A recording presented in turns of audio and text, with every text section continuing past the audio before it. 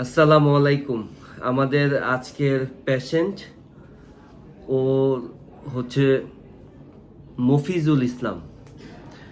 ওর বাড়ি হচ্ছে কুমিল্লা, ও থাকে কাতারে। ওর ফিস্টুলা ছিল, তো আমাদের কাছে আসছে। আমাদের কাছে অপারেশন করছিল এপ্রিল মাসের 30 তারিখে।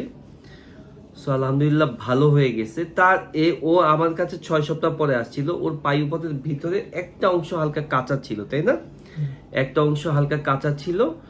তো ওর একটু ভয় করতেছিল যে ঘাটা কেন শুকাচ্ছে না। তো আমি ওকে বললাম যে অনেক সময় দেখা যায় যে ফিস্টুলা অপারেশনের পরে যদি এমন হয় যে বাহিরের অংশটা শুকিয়ে যায়, ভিতরের অংশটা হালকা কাঁচা থাকে। কাঁচা থাকার কারণ হলো আমরা পেশেন্টদেরকে অপারেশনের পরে বলি যে ঘাটা কমপ্লিটলি না শুকানো পর্যন্ত পায়খানা সফট সে যেন করে রাখে।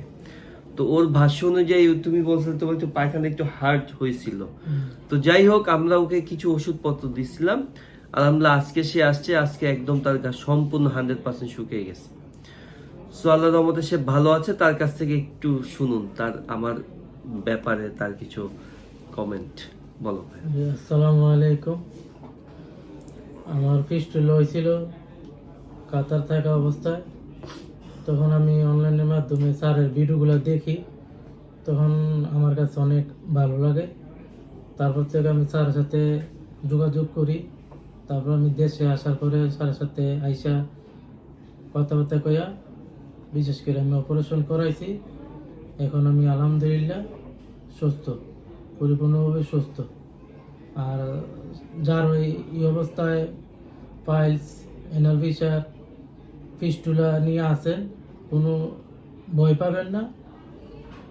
স্যারের সাথে এরকম হইলে যোগাযোগ করবেন। স্যার অনেক ভালো মানুষ, এই আর কি। তো সবাই ওর জন্য দোয়া করবেন। ও আসলে আজকে আজকে হচ্ছে 22শে জুলাই। আজকে আসলে ঢাকার অবস্থা খুবই খারাপ। আমার বেশ কয়েকটা পেশেন্ট আসতে পারেনি। ঢাকা শহর কমপ্লিটলি স্টাক হয়ে আছে। ওর ভাষ্য অনুযায়ী ও প্রায় 4.5 ঘন্টা 5.5 ঘন্টার মতো লাগছে না, 5 ঘন্টার কাছাকাছি সে ছিল, জ্যামে ছিল।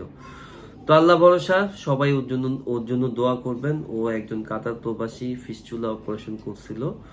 আল্লাহ আমাদের সে ভালো হয়ে গেছে। আল্লাহ আপনাদের সবাইকে ভালো রাখুক, আমাদের এই ছোট ভাইটাকেও ভালো রাখুক। সবাই ভালো থাকবেন। আসসালামু আলাইকুম।